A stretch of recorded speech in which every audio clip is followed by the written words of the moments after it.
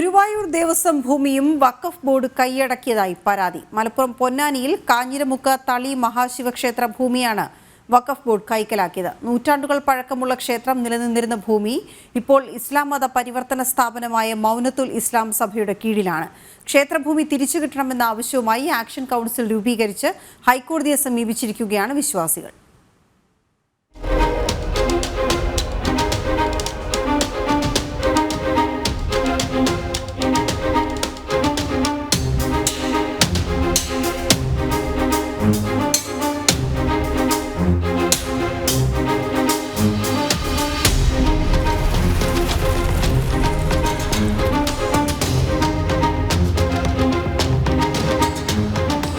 കേരളത്തിലെ തളിക്ഷേത്രങ്ങളിൽ പ്രധാനപ്പെട്ടതാണ് കാഞ്ഞിരമുക്ക് തളി മഹാശിവക്ഷേത്രം.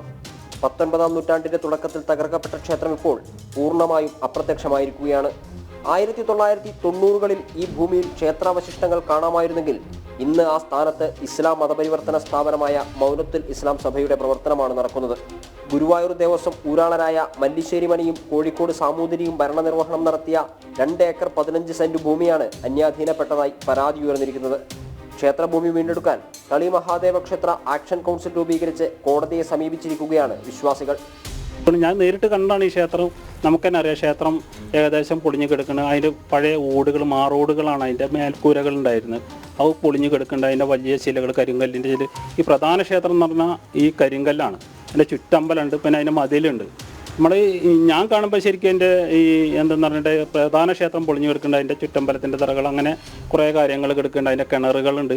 ഇപ്പോൾ ഈ അടുത്ത കാലത്ത് 1998-99 കാലഘട്ടത്തിലാണ് ഇത് മുഴുവനായിട്ടും ഈ ക്ഷേത്രത്തിൻ്റെ അവശിഷ്ടങ്ങളും മറ്റു കാര്യങ്ങളൊക്കെ നീക്കം ചെയ്തവർ. ആ ക്ഷേത്രം ഒരു സുപ്രഭാതത്തിൽ മൗനത്തുൽ ഇസ്ലാം സഭ രാത്രിയിൽ ഏകദേശം 2 ദിവസം വെച്ചിട്ടാണ്, രാത്രി കാലത്ത് 12 മണിക്ക് ശേഷമാണ് അവർ പൊളിച്ചിട്ട് ആ ശിലകൾ കംപ്ലീറ്റ് അവിടെയുള്ള കിണറുകളാണ് ഇട്ടുള്ളത്. വലിയ കിണർ, വലിയ ശിലയാണ്, കരിങ്കല്ലിൻ്റെ ശിലയാണ്. കരിങ്കല്ലിൻ്റെ പ്രധാന ക്ഷേത്രം കരിങ്കല്ലായ കാരണം ആ ശിലകൾ കംപ്ലീറ്റ് അവിടെ മൂടിക്കാണ്.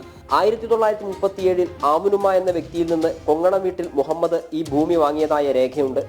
പിന്നീട് മുഹമ്മദിന്റെ ആഗ്രഹപ്രകാരം അത്തക്കം വീട്ടിൽ കുഞ്ഞിമൊയ്തീൻ ഈ ഭൂമി വഖഫ് ചെയ്തതായ ആധാരവും കാണാം. എന്നാൽ ആമിനുമ്മയ്ക്ക് എവിടെ നിന്നാണ് ഭൂമി ലഭിച്ചത് എന്ന് തെളിയിക്കത്തക്ക ഒരു രേഖയും പൊന്നാനി സബ് രജിസ്ട്രാർ ഓഫീസിലില്ല.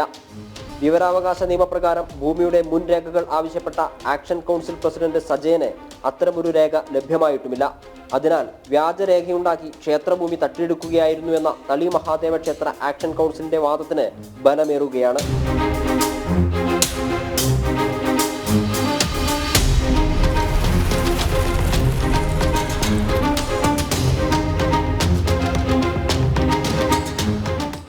അതേസമയം പഞ്ചായത്തിന്റെയും ടൗൺ പ്ലാനറുടെയും അനുവാദമില്ലാതെയാണ് മൗനത്തുൽ ഇസ്ലാം സഭ മസ്ജിദിന്റെ നിർമ്മാണം നടത്തിയത്. നിർമ്മാണം നടന്നുകൊണ്ടിരിക്കെ പരാതി വന്നതിനെ തുടർന്ന് Maranchery panchayat secretary stop memo ഉത്തരവിറക്കുകയും അതിനെതിരെ അടിയന്തര നടപടിയെടുക്കണമെന്ന് ആവശ്യപ്പെട്ട് പോലീസിൽ അറിയിപ്പ് നൽകുകയും ചെയ്തിരുന്നു. അത് സംബന്ധിച്ച ഉത്തരവ് മൗനത്തുൽ ഇസ്ലാം സഭാ ഭാരവാഹികൾക്കും അയച്ചു. എന്നാൽ നിർമ്മാണം തുടരുകയും അത് പൂർത്തീകരിക്കുകയും ചെയ്തിരിക്കുകയാണിപ്പോൾ. എന്നാൽ ക്ഷേത്രഭൂമി വിട്ടുകിട്ടുന്നതുവരെ നിയമപോരാട്ടം തുടരുമെന്നാണ് ആക്ഷൻ കൗൺസിൽ പറയുന്നത്. ജനം, മലപ്പുറം.